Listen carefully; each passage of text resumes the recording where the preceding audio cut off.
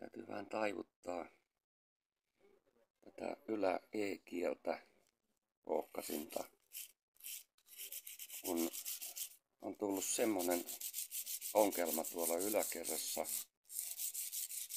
niin tässä nämä nauhat, fretit, eli metalliset nämä nauhan,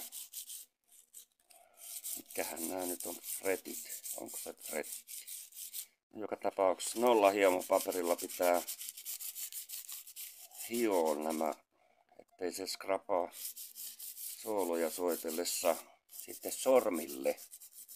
Ja tämän vihjeen antoi Helsingistä, varmaan kaikki tuntee, helsinkiläiset, ja varmaan Suomessa suuri osa ihmisistä tuntee Toulsan Ekin.